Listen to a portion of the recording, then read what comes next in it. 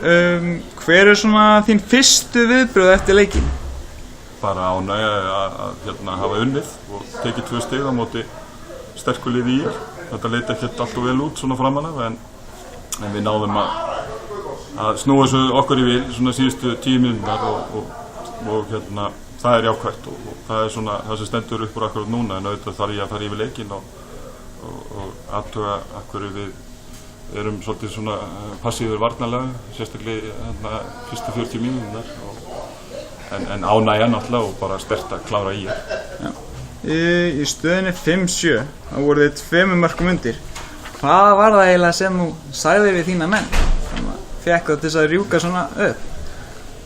Ég maður nú ekki nákvæmlega en auðvitað reynir maður að finna náttúrulega einhverja lausnir. Mér fannst við vera að fá ágætis færi og við vorum svolítið bara að senda boltan í einhverju svona óþarfa en ég var alveg bara hvetja til þess að halda áfram að fara í þessar aðgerðir, sóknaraðgerðir sem við vorum í og halda ró. Það svona það sem mér minnir ég hafi sagt til strákana.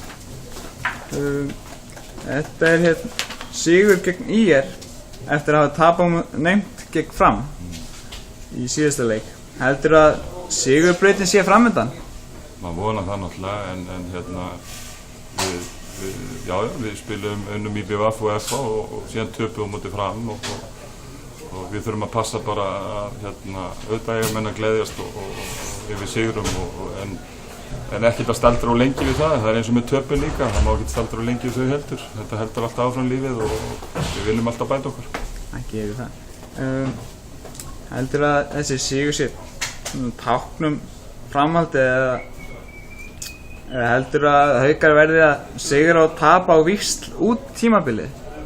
En ég engin miðill sko, en ég bara þjálfari og markmið okkar allra held ég þjálfari í deildinum sem eru með þessi lið, það náttúrulega að vinna alla leiki en auðvitað getur komið fyrir að maður tapi leikjum en þá vil ég að við töpum því eins og menn séu þá að maksa sína frammistöðu og ef andstæðingurinn er betri þá bara tekum maður því en hvort það verði á víxl, vonandi ekki, við þurfum bara að taka einn leik í einu og vonandi náum við í sigur líka í næsta leik en það er ekkert sjálfgefið. Já, en hvað heldur þú þyrfti þá að bæta fyrir næsta leik á móti Akureyri? Við þurfum að bæta fyrst og fremst þéttleikan í vörninni og að menn séu svona grimmari að brjóta og fá þessi fríkost eins og Haukar hafa nú verið þekktir fyrir í gegnum árin að vera með massífa og fasta vörn. Nú erum við að skora kannski 30 mörk sem hefur kannski ekki verið oft algengt en auðvitað snýst þetta fyrst og fremst varnarleik og markvarslan til dæmis var góð í lokin en svona framan af var hún ekkert sérstök svo að við þurfum örugglega að einbeita okkur á því og bara áfram að finna lausnir og greina Akureyri þeirra styrkleika og veikleika en fyrst og fremst að sjá okkur sjálfa en í millitíðinni er Benfica verkefni sem er á sunnudaginn svo að við þurfum að safna kröftum fyrir það. Allt í fína, það er þakka fyrir. Takk.